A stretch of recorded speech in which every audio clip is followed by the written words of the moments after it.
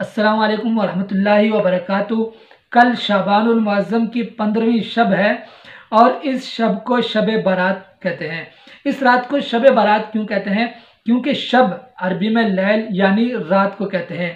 बारात कहते हैं कि इस रात अल्लाह ताला आसमान दुनिया पर खुसूसी रहमत नाजिल करते हैं और लातादाद इंसानों को जहन्नुम की आग से बारात अता करके उन्हें जन्नत में दाखिल करते हैं। इसलिए इस रात को शब बारात कहते हैं कि जहन्नुम की आग से और इसी तरह गुनाहों से बारात करने वाली रात। इस रात की फजीलत क्यों हासिल है कि इस रात उम्मत मुस्लिमा जाकर अल्लाह ताला की इबादत करती है। और इस रात की हकीकत क्या है, इसके बारे में रसूलुल्लाह सल्लल्लाहु अलैहि वसल्लम ने खुद हमें बतलाया कि रसूलुल्लाह सल्लल्लाहु अलैहि वसल्लम ने हज़रत आयशा सिद्दीक़ा रज़ियल्लाहु अन्हा से पूछा कि आयशा, क्या तुम्हें मालूम है कि ये रात क्या है? तो हज़रत आयशा सिद्दीक़ा रज़ियल्लाहु अन्हा ने जवाब दिया कि अल्लाह के रसूल, आप बतला दीजिए कि क्या है। तो रसूलुल्लाह सल्लल्लाहु अलैहि वसल्लम ने बतलाया कि इस रात इस साल जितने लोग पैदा होंगे उनके नाम लिख दिए जाते हैं और इसी रात इस साल जितने लोग मरने वाले होते हैं उनके भी नाम लिख दिए जाते हैं और इसी रात तमाम बनी आदम के अमाल उठा दिए जाते हैं और इसी रात तमाम बनी आदम की मुकर्ररा रोज़ी उतरती है। ये इस रात की असल हकीकत है। लेकिन सवाल ये पैदा होता है कि ये चीज़ें तो पहले से लोहे महफूज में लिखी जा चुकी हैं, फिर इस रात में दोबारा उतरना और दोबारा लिखने का क्या हकीकत है? तो इसका जवाब यह है कि इसका मतलब यह है कि लोहे महफूज से इनकी फरिश्ते मुरतब होकर इनकी फरिश्ते बनाकर उन उमूर से मुताल्लिका फरिश्तों के सुपुर्द कर दी जाती हैं। इस रात की फजीलत तकरीबन 10 सहाबा इकराम रिज़वानुल्लाहि अलैहिम अजमाइन से मनक़ूल है, जिसमें रसूलुल्लाह सल्लल्लाहु अलैहि वसल्लम ने इस रात की फजीलत बतलाई है। आप सल्लल्लाहु अलैहि वसल्लम का इरशाद है कि हज़रत जिब्राईल अलैहिस्सलाम मेरे पास तशरीफ़ लाए और फरमाया कि इस रात अल्लाह ताला कबीला बनी कल्ब की बकरियों के बालों के बराबर अल्लाह ताला लोगों को जहन्नुम की आग से बारात अता करते हैं। लेकिन इस रात भी चंद ऐसे लोग हैं जिन्हें इस रात भी अल्लाह ताला की रहमत खासा उन पर नाजिल नहीं होती, उनकी मग़फ़िरत नहीं होती है। वो चंद लोग कौन से हैं?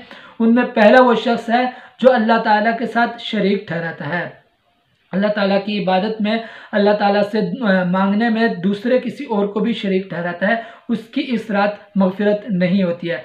दूसरा वो शख्स है जो अपने दिल में किसी मुसलमान के लिए बुग़्ज़, अदावत और कीना रखता है, उसकी भी इस रात में मग़फ़िरत नहीं होती है।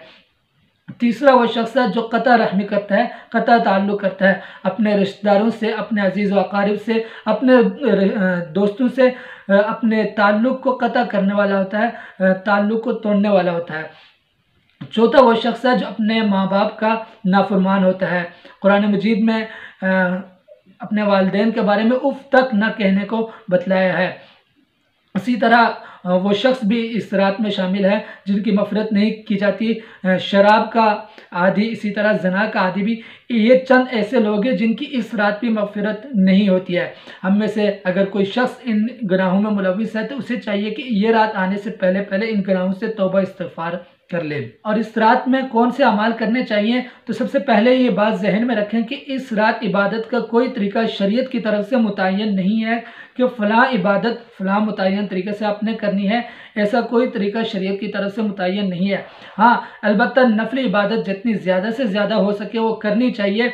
और इस रात को कौन से अमाल करने चाहिए कि फ़जर और इशा की नमाज़ बाजमात अदा करनी चाहिए, तहज्जुद की नमाज का खुसूसी एहतमाम करना चाहिए, कुरान मजीद की कसरत से तिलावत करनी चाहिए, अल्लाह का ज़िक्र कसरत से करना चाहिए, सलात तस्बीह अगर मुमकिन हो सके तो उसका भी एहतमाम करना चाहिए, अपने लिए अपने अजीज़ व अक़ारिब, अपने रिश्तेदारों के लिए खुसूसी दुआओं का एहतमाम करना चाहिए।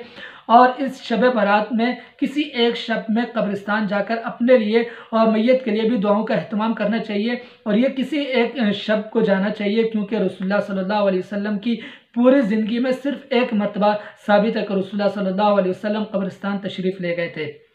और इस रात के बाद अगला जो 15वीं शब की बाद का जो दिन है उसको भी रोज़े का अहतमाम करना चाहिए।